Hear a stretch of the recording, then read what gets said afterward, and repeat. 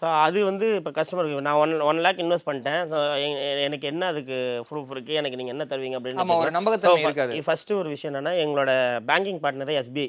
உங்களுக்கு எஸ்பிஐலேருந்து உங்களுக்கு pay out செக்கே வந்துரும். ஸோ அந்த செக் வந்துரும். எம்ஓயு டாக்குமெண்ட் வந்துரும். இது இல்லாம மத்த கம்பெனிலாம் பண்ணாத ஒரே விஷயம் என்ன பண்றோம்னா, நாங்க உங்களுக்கு அசெட் கிரியேட் பண்ணி குடுக்குறோம்.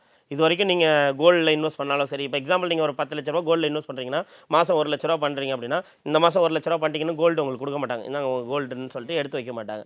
பட் இது அப்படியே டோட்டலி வேற. ஸோ நான் உங்களுக்கு கோட்ட அலோகேட் பண்ணிடுறேன். நீங்க ஃபார்ம் விசிட் பண்ணி பார்க்கலாம். நீங்க மந்த்லி, வீக்லி ஸோ எங்களோட இது யூடியூப்லாம் நீங்க பார்த்தீங்கன்னா, ஸோ கஸ்டமர்ஸ் விசிட்லாம் வந்திருப்பாங்க. விசிட் பண்ணி பார்க்கலாம். அப்போ ஒரு 3000 ஆர்டர் இருக்கும்போது உங்களோட ஆர்டர் எப்படி நீங்க ஐடென்டிஃபை பண்ணுவீங்க? அப்படின்ற அடுத்த கொஸ்டின் வரும். அந்த கொஸ்டினுக்கு அடுத்து பார்த்தீங்கன்னா, அது காதுல டேக் போட்டிருப்போம். அதுதான் can number. Customer identification number. So 0 ரிஸ்க்ன்னு நாங்க சொல்றது எதனால அப்படின்னா, இதில இன்சூரன்ஸ் இருக்கு. கேட்டில் இன்சூரன்ஸ் இருக்கு. ஸோ அப்போ கேட்டில் இன்சூரன்ஸ் நீங்க பண்ணும்போது பார்த்தீங்கன்னா, இதில நம்ம கிளைம் எடுத்துக்கலாம். அப்போ கஸ்டமருக்கும் பாதிப்பு கிடையாது, கம்பெனிக்கும் பாதிப்பு கிடையாது. ஸோ அதனால 0 ரிஸ்க்ன்னு சொல்றேன்.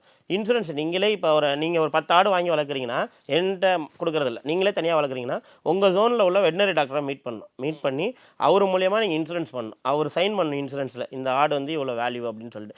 இன்சூரன்ஸ் அவர் சைன் பண்ணதுக்கப்புறம் இன்சூரன்ஸ் பண்ணிட்டீங்க. ரூ. 380 ஒரு ஆட்டுக்கு.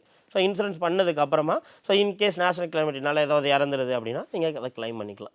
ஸோ அதனால தான் இது 0 ரிஸ்க்னே சொல்றோம்.